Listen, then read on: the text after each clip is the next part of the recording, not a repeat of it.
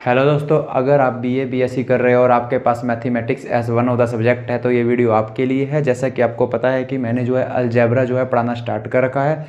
BA BSc first sem में ये एक बुक होती है जिसका नाम है अलजेब्रा। तो ये पढ़ाना मैंने स्टार्ट कर रखा है। तो इसके अंदर जो है आज हम लास्ट वीडियो में हमने क्या पढ़ा था।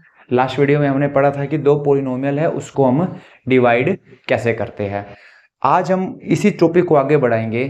तो सबसे पहली चीज आज जो हम पढ़ेंगे वो है कि पॉलिनोमियल इक्वेशन क्या होता है। लास्ट वीडियो में हमने पॉलिनोमियल पढ़ा था। पॉलिनोमियल को मैं थोड़ा सा रिवाइज करा दूं, क्या होता है पॉलिनोमियल। एक ऐसा अलजेब्रिक एक्सप्रेशन जिसमें x की पावर है वो होल नंबर में हो, उसको हम बोलते हैं पॉलिनोमियल। जैसे कि लास्ट वीडियो में मैंने बताया था कि अगर हमारे पास जैसे ये अलजेब्रिक एक्सप्रेशन है, कुछ भी हो सकता है। यहाँ पर एवरी टर्म, हर टर्म में आप देखोगे एक्स की पावर एक होल नंबर है। होल नंबर का मतलब 0 1 2 3 4 इस तरीके से एक्स की पावर फ्रैक्शनल में भी नहीं होनी चाहिए और नेगेटिव भी नहीं होनी चाहिए। यहाँ एक्स की पावर कितनी है 4, एक्स की पावर 5, एक्स की पावर 2 और लास्ट में एक्स की पावर 0 है, 8 है। 8 को हम 8 एक्स की पावर 0 लिख सकते हैं, तो ये एक्स की पावर 0 है। तो अगर हमारे पास जो है, अगर हमारे पास एक्स की पावर एक होल नंबर हो एवरी एक्सप्रेशन में, मतलब एवरी टर्म में होल नंबर हो एक्स की पावर, तो उस जो है एक्सप्रेशन को हम बोलते हैं पॉलिनोमियल। तो आज इसी टॉपिक और इसके बाद मैंने उस टॉपिक में ये भी बताया था कि दो पॉलिनोमियल को जो है हम डिवाइड कैसे करते हैं लॉन्ग डिवीजन मेथड से। आज उसी टॉपिक को आगे बढ़ाते हैं। आज एक नई टर्म है जिसका नाम है पॉलिनोमियल इक्वेशन। क्या होती है, मान लेते हैं हमारे पास कोई भी पॉलिनोमियल है, एफ एक्स है, कोई भी पॉलिनोमियल, जैसे इसी को ही नाम दे देते हैं, ये पॉलिनोमियल है हमारा ऊपर जो लिखा है। इस पॉलिनोमियल को अगर मैं जीरो के इक्वल रख दूं, जीरो के इक्वल रख दूं, तो बस ये बन गई पॉलिनोमियल इक्वेशन। यानी कि if any polynomial is equated to zero then we call it polynomial equation. मतलब जैसे हमारे पास ये पॉलिनोमियल है, इसको मैंने जीरो के इक्वल रख दूं, तो ये हमारे पास पॉलिनोमियल है। इसको मैंने अगर जीरो के इक्वल रख दिया तो ये हमारे पास क्या होगी, पॉलिनोमियल इक्वेशन। ये हमारा पॉलिनोमियल इक्वेशन हो गई। इसी तरीके से जैसे मान लेते हैं ये एक पॉलिनोमियल है x square plus 5x plus 6, इसको अगर मैं जीरो के इक्वल रख दूं तो ये क्या बन गई, पॉलिनोमियल इक्वेशन बन गई। तो इस तरीके से हम पॉलिनोमियल इक्वेशन बोलते हैं। अब एक चीज और होती है आगे जिसको हम बोलते हैं कंप्लीट एंड इनकम्प्लीट इक्वेशन। यानी कि कोई पॉलिनोमियल इक्वेशन है वो कंप्लीट कब होती है और इनकम्प्लीट कब होती है। पॉलिनोमियल इक्वेशन की यानी एक तरह से दो टाइप होगी, एक होगी कंप्लीट पॉलिनोमियल इक्वेशन, दूसरी होगी इनकम्प्लीट पॉलिनोमियल इक्वेशन। तो जैसे मान लेते हैं हमारे पास एक पॉलिनोमियल इक्वेशन है, ये हमारे पास पॉलिनोमियल इक्वेशन है, इस तरीके से लिख देते हैं इज इक्वल टू जीरो। इस पॉलिनोमियल इक्वेशन में देखो आप, यहाँ पर x की पावर 3, x की पावर 2, x की पावर 1 और लास्ट टर्म में x की पावर कितनी है 0। पहली टर्म में x की पावर 3 है, दूसरी टर्म में x की पावर 2 है, तीसरी टर्म में x की पावर 1 है और फोर्थ टर्म में x की पावर 0 है। तो कंटिन्यूसली 3 से लेकर 0 तक पावर जा रही है और कोई भी पावर मिसिंग नहीं है। तो ये आपका हो गया complete polynomial equation, complete equation होगी। कोई भी पावर मिसिंग नहीं है, 3 के बाद 2 आ रहा है, 2 के बाद 1 पावर आ रही है, 1 के बाद लास्ट टर्म में कांस्टेंट टर्म में x की पावर कितनी होगी 0 हो गई। और दूसरी तरफ अगर मैं यूं लिख दूं 8x cube plus 7x plus 1, ये आपके पास इनकम्प्लीट पॉलिनोमियल इक्वेशन है क्योंकि पहले x की पावर 3 हुई, फिर x की पावर 2 वाली टर्म मिसिंग है, फिर आपने क्या लिख दी x की पावर 1 लिख दी, x की पावर 2 वाली टर्म मिसिंग है। तो अगर कोई टर्म मिसिंग है किसी की पावर वाली तो उसको हम बोलेंगे इनकम्प्लीट पॉलिनोमियल इक्वेशन। तो ये वाली आपकी होगी इनकम्प्लीट पॉलिनोमियल इक्वेशन। लेकिन हम कोई भी इनकम्प्लीट पॉलिनोमियल इक्वेशन हो उसको हम कंप्लीट बना सकते हैं। कैसे बना सकते हैं, जैसे यहां पर x की पावर 2 वाली टर्म मिसिंग है तो हम यूं लिख सकते हैं, इसी को ऐसे लिख सकते हैं 8x cube plus 7x square, sorry 8x cube plus 0x square plus 7x plus 1। अब देखो x की पावर 3, x की पावर 2, x की पावर 1, x की पावर 0, x की पावर 2 वाली टर्म नहीं थी तो उसके आगे 0 लगा के लिख दिया। तो ये अब हमारे पास तो कुछ फर्क नहीं पड़ेगा, देखो आगे अगर हमने 0 लगा के लिख दिया तो 0x स्क्वायर लिख दिया हमने इसको। तो अब ये हमारे पास सेम हमारे पास बन गई है कंप्लीट पॉलिनोमियल इक्वेशन। तो अब ये हमारे पास क्या बन गई है, कंप्लीट पॉलिनोमियल इक्वेशन। यानी कोई टर्म अगर मिसिंग है तो उसके आगे 0 लगा के लिख दो, कुछ फर्क नहीं पड़ेगा। तो उससे क्या हो जाएगा, वो इनकम्प्लीट वाली क्या हो जाएगी, कंप्लीट हो जाएगी। तो ये हमारे पास होगी कंप्लीट पॉलिनोमियल इक्वेशन। तो पहले हमने पॉलिनोमियल इक्वेशन पढ़ा, फिर हमने कंप्लीट पॉलिनोमियल इक्वेशन पढ़ा। अब पढ़ते हैं कि roots of an polynomial equation. कोई पॉलिनोमियल इक्वेशन है, उसका रूट्स का क्या मतलब होता है, पॉलिनोमियल इक्वेशन के रूट्स का क्या मीनिंग होता है, अब उसकी बात करते हैं।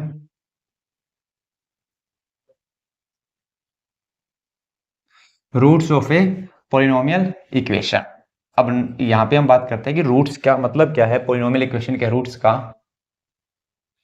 तो देखो रूट्स का जो मीनिंग होता है, roots of a polynomial equation, मान लेते हैं हमारे पास कोई पॉलिनोमियल इक्वेशन है, ये मान लिया, या माइनस का सिंबल लगा देते हैं एक बार, ये पॉलिनोमियल इक्वेशन है। द वैल्यू ऑफ एक्स, जो इस इक्वेशन को सेटिस्फाई करेगी, वो इस इक्वेशन का क्या होगा, रूट होगा। फॉर एग्जाम्पल अगर मैं इस इक्वेशन में x की जगह 2 पुट कर दूं, तो क्या हो जाएगा, ये 2 का square minus 5 into 2 plus 6 is equal to 0। 2 का स्क्वायर हो गया 4, 5 into 2 10 plus 6 is equal to 0। तो 4 प्लस 6 10 हो गया, 10 minus 10 is equal to 0, 0 is equal to 0। तो आप देख पा रहे हो कि लेफ्ट हैंड साइड और राइट हैंड साइड इक्वल आ गई। तो x की जगह 2 पुट करने पर हमारे पास कितना हो गया, सेटिस्फाई कर रही है ये x इज इक्वल टू 2 इस इक्वेशन को। तो x इज इक्वल टू 2 क्या होगा, इस इक्वेशन का रूट हो गया। तो यानी कि रूट का मतलब है the value of x, the value of x which satisfy the given polynomial equation. यानी कि x की वो वैल्यू जो दी गई पॉलिनोमियल इक्वेशन को सेटिस्फाई करे, वो हमारे पास होते हैं, उसका रूट्स होता है। जैसे मैंने लिख दिया x plus 3 is equal to 0, तो इसका रूट क्या होगा, खुद सोच के देखो। x की जगह क्या पुट करूं ताकि ये इक्वेशन सेटिस्फाई कर जाए, तो आप कहोगे x की जगह -3 पुट कर दो।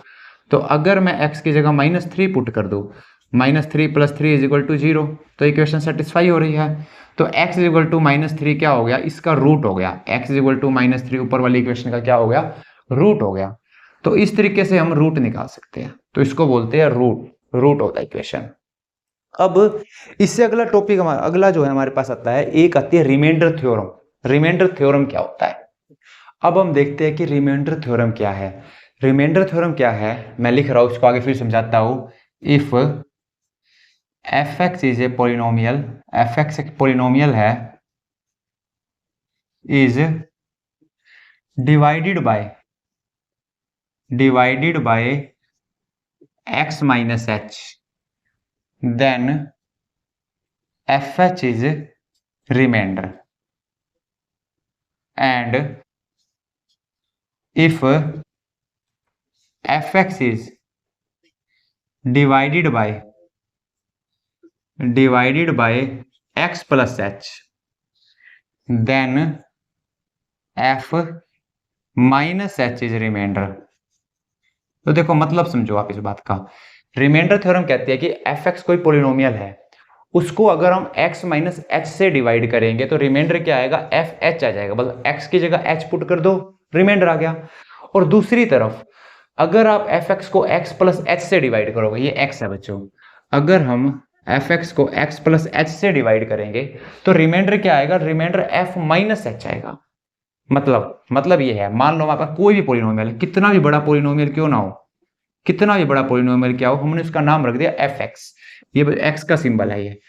अगर हम इसको मान लेते हैं x माइनस h से डिवाइड करते हैं, x माइनस h से डिवाइड करते हैं, तो आपका रिमाइंडर क्या होगा, आपका रिमाइंडर हो जाएगा fh हो जाएगा। मतलब यहां पर x की जगह कितना आ गया, h आ गया। जिसको हम डिवाइड कर रहे थे हम x की जगह h पुट कर दोगे बस। और दूसरी तरफ अगर हमारे पास कोई fx है, इसको अगर आप x प्लस h से डिवाइड कर रहे हो, तो आपके पास रिमाइंडर आएगा f ऑफ माइनस h। तो x प्लस h से डिवाइड किया तो रिमाइंडर कितना आ रहा है, f ऑफ माइनस h। मतलब x की जगह कितना पुट कर दोगे आप, माइनस h। तो x माइनस एच से डिवाइड करोगे तो एफ एच रिमाइंडर आएगा, और x प्लस एच से डिवाइड करोगे तो f माइनस एच रिमाइंडर आएगा। मतलब आपने x माइनस 2 से डिवाइड किया तो f2 आ जाएगा रिमाइंडर, x प्लस 2 से डिवाइड करोगे तो f माइनस 2 रिमाइंडर आ जाएगा। जैसे मैं आपको एग्जांपल समझाता हूं, जैसे मान लेते हैं हमारे पास पॉलिनोमियल है fx is equal to x square plus 5x plus 6, इसको डिवाइड करना है, इज डिवाइडेड बाय, इसको डिवाइड किया गया, किससे डिवाइड किया गया, x माइनस 1 से, x माइनस 1 से डिवाइड किया गया। फाइंड रिमाइंडर, और बताओ कि भैया रिमाइंडर क्या है। तो जो भी हमारे पास पॉलिनोमियल है, क्वेश्चन आपका ये है, एग्जांपल समझ रहे कि fx इज इक्वल टू ये पॉलिनोमियल, ये हमारे पास पॉलिनोमियल है, इसको हमने डिवाइड किया x माइनस 1 से, तो हमारे को बताना है कि रिमाइंडर क्या आया।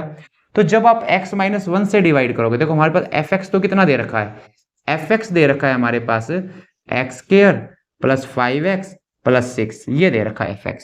तो जब आप इसको x माइनस 1 से डिवाइड करोगे तो रिमाइंडर कितना आएगा, f1 आएगा। तो x की जगह कितना पुट कर दोगे, 1 पुट कर दोगे। x माइनस s से डिवाइड करोगे तो fh रिमाइंडर आएगा, तो x माइनस 1 से डिवाइड करोगे तो f1 रिमाइंडर आएगा। तो x की जगह 1 पुट कर दो, तो कितना आ गया, 1 का स्क्वायर प्लस 5 इंटू 1 प्लस 6, तो कितना रिमाइंडर आ गया, 5 प्लस 1 6, 6 प्लस 6 12, तो हमारे पास रिमाइंडर आ गया 12। तो x माइनस 1 से डिवाइड किया है तो क्या रिमाइंडर आएगा, f1 आएगा, तो हमने x की जगह बस 1 पुट कर दिया इसके अंदर। और x प्लस 1 से, अगर इसी क्वेश्चन में ऐसा होता, इसी तरीके से अगर मान लो क्वेश्चन ये है, इसी तरीके से मान लो क्वेश्चन ये है, find remainder if x square plus 5x plus 6 is divided by, इसको हमने डिवाइड किया है x प्लस 1 से। अब सीधी सी बात है, जब आपने x प्लस 1 से डिवाइड किया तो रिमाइंडर कितना आएगा, f माइनस 1 आएगा। ये आपके पास पॉलिनोमियल है, कौन सा पॉलिनोमियल है, fx is equal to x square plus 5x plus 6, ये पॉलिनोमियल है। इसको डिवाइड किससे किया है, x प्लस 1 से डिवाइड किया है, तो हमारे पास रिमाइंडर कितना आ जाएगा, f माइनस 1 आ जाएगा। तो x की जगह कितना पुट कर दोगे, माइनस 1 पुट कर दोगे, तो कितना हो जाएगा, माइनस 1 का square plus 5 into 1 minus 1 plus 6, तो माइनस 1 का स्क्वायर 1 हो गया, 1 minus 5 plus 6, 6 plus 1 7, 6 plus 1 7 minus 5 2, तो रिमाइंडर 2 हो गया। तो जब हमने x प्लस 1 से डिवाइड किया तो रिमाइंडर आया f ऑफ माइनस 1, मतलब जिसको डिवाइड कर रहे हैं उसमें x की जगह माइनस 1 पुट कर दिया हमने, ठीक है ना, x की जगह पुट कर दिया माइनस 1। और जब हम x माइनस 1 से डिवाइड कर रहे थे तब हमारा रिमाइंडर आया f1, तो जिसको हम डिवाइड कर रहे हैं इसको डिवाइड किया, x की जगह कितना पुट कर दिया हमने, हर जगह 1 पुट कर दिया, 5 है, ठीक है ना, 1 पुट कर दिया। तो ये हमारे पास जो है रिमाइंडर थ्योरम है। अब इस रिमाइंडर थ्योरम को ना हम एक प्रूफ कर लेते हैं, ठीक है ना। रिमाइंडर थ्योरम का प्रूफ क्या है, अब रिमाइंडर थ्योरम का एक प्रूफ देख लेते हैं क्या है।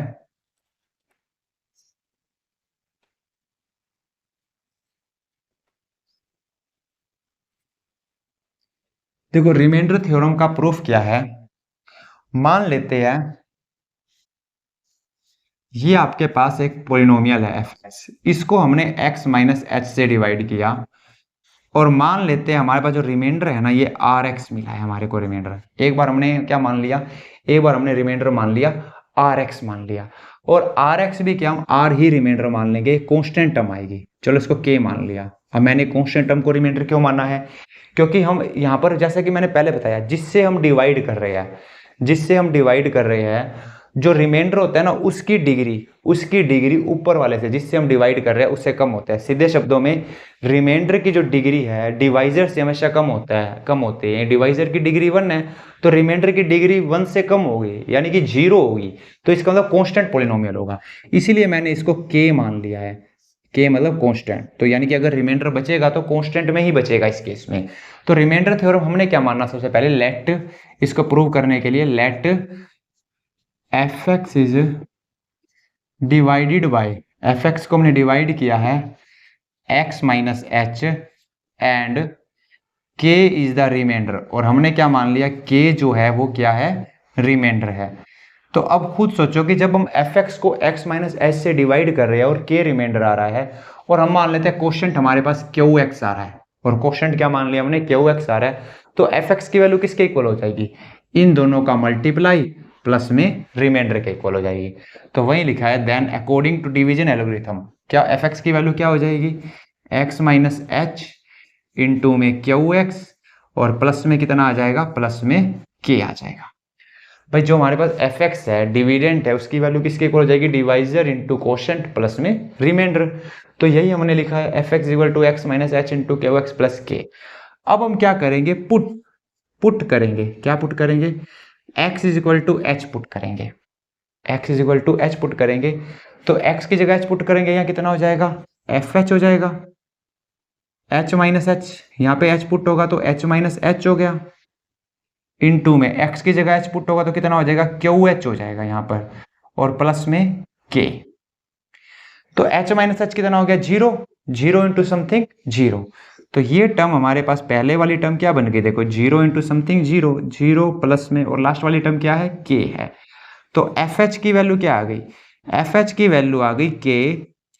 इसका मतलब जो हमने रिमाइंडर कितना माना था, के इज द रिमाइंडर, रिमाइंडर को के माना था, के की वैल्यू क्या आ गई, एफ एच। तो इसका मतलब आपका रिमाइंडर कितना हो गया, एफ एच हो गया। जब हम x माइनस एच से डिवाइड कर रहे हैं तो रिमाइंडर आ गया एफ एच। सिमिलरली हम प्रूव कर सकते हैं कि अगर x प्लस एच से डिवाइड कर रहे हैं तो रिमाइंडर कितना हो जाएगा, एफ माइनस एच हो जाएगा। लेकिन अगर आपके एग्जाम में वैसे रिमाइंडर थ्योरम आए तो आपको इतना ही करना है, ठीक है ना। तो अब आज की इस वीडियो में इतना ही। आज मैंने आपको बताया कि रिमाइंडर थ्योरम के बारे में। नेक्स्ट वीडियो में हम इससे आगे पढ़ेंगे। आप इस चैनल को सब्सक्राइब कर लीजिए। Thank you very much.